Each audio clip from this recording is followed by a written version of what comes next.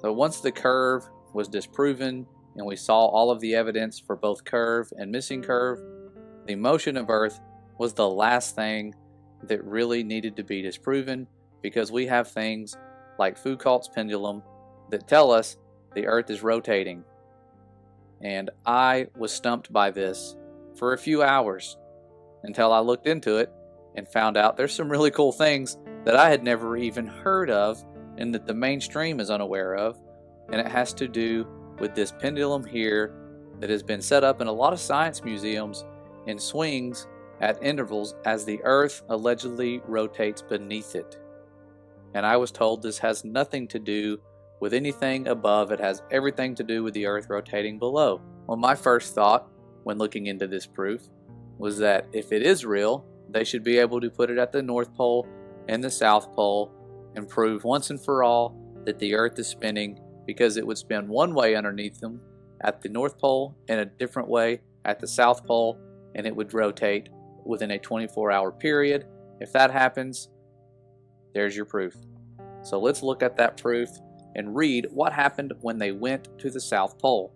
Researchers did this, and on their first attempt, they say, this is their words, with the pendulum, it showed the Earth spinning backward from what was expected. We did not notice this at first because we're all from the Northern Hemisphere and are accustomed to the Earth spinning in an anti-clockwise direction.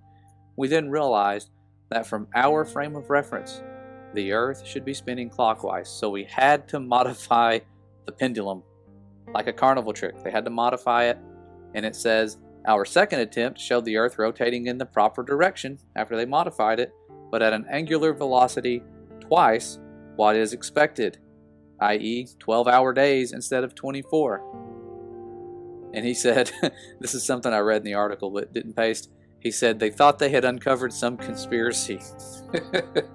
Okay.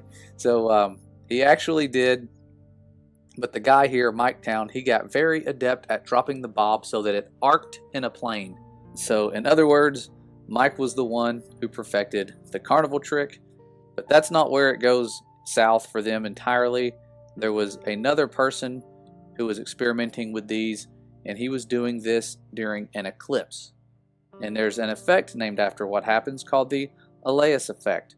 And this effect refers to an alleged anomalous behavior of pendulums or gravimeters, which is observed during a solar eclipse. The effect was first reported as an anomalous precession of the plane of oscillation of a Foucault pendulum during the solar eclipse of June 30th, 1954. And this is someone who went on to win a Nobel Prize in economics, a pretty smart guy. And you would think that after this, people would start wondering, why are the luminaries above that are so far away impacting a pendulum? And how great of a degree were they affected? I was surprised to find that the change was significant. It was 13.5 degrees per 14 minutes compared to its usual 15 degrees per hour. And this is particularly surprising because the experiment was conducted indoors, away from the sunlight. So there should have been no way the eclipse could affect it. But in 1959, when there was another eclipse, he saw exactly the same effect. And he wasn't the only one. More have confirmed the results from several different locations, including an underground laboratory.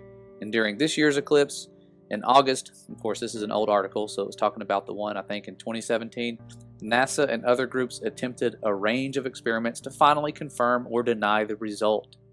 Their conclusions are still awaited. Yes, we are waiting because we know what the conclusion is.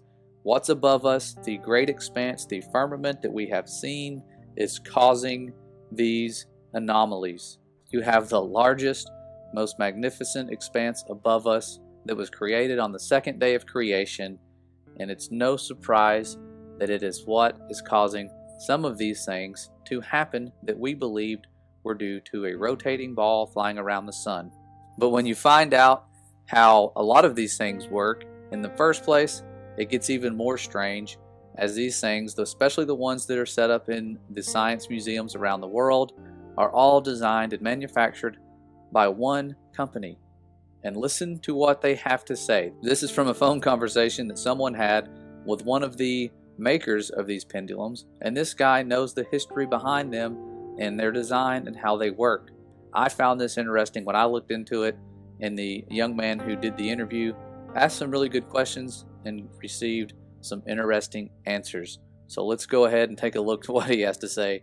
It's quite surprising. I want to do a video on something called a Foucault pendulum. You also hear it called a Foucault pendulum. These are pendulums that are supposed to demonstrate the spin of the Earth, but not everyone realizes that they actually have a magnetic drive plugged into electricity that keeps them moving.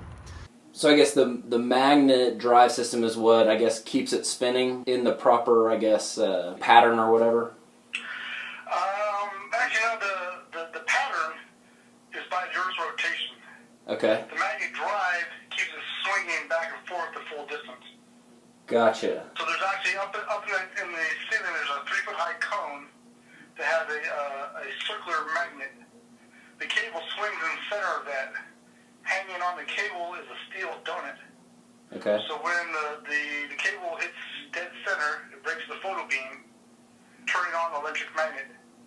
Then it pulls or draws the steel donut on the cable towards the ring. It times out, and then it goes over again. So it only turns on and off for a couple of seconds.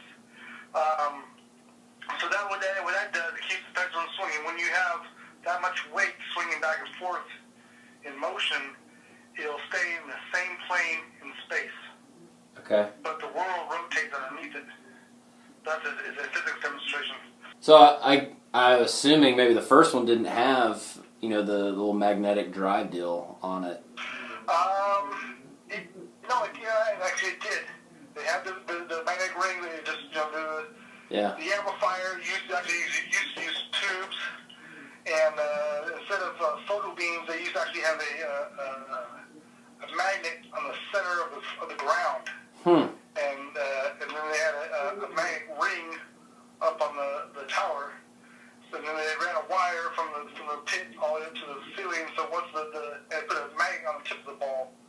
So when the two magnets crossed over each other, it sent the signal to turn on the power. But it was very crude and it wasn't quite accurate, and they had to be adjusted quite often. It wasn't quite accurate, and they had to be adjusted quite often.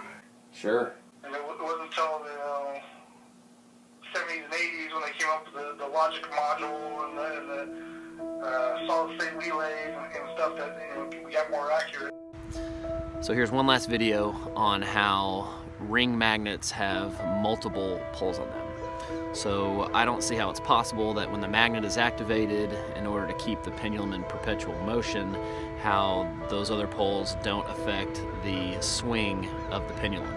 So it's my opinion that it's these multiple poles that cause the oscillating pattern and not the spin of the Earth, but I'll let you make your own decision. It wasn't quite accurate, and they had to be adjusted quite often.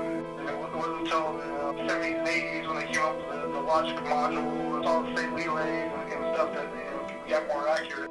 So like the man said in the interview, they had to modify them to make them more accurate. Things that are already aligned with circular magnets and electronic components to keep them in motion have to have modifications to be accurate, as if the largest sphere rotating beneath it wouldn't cause the same result unless you modify it.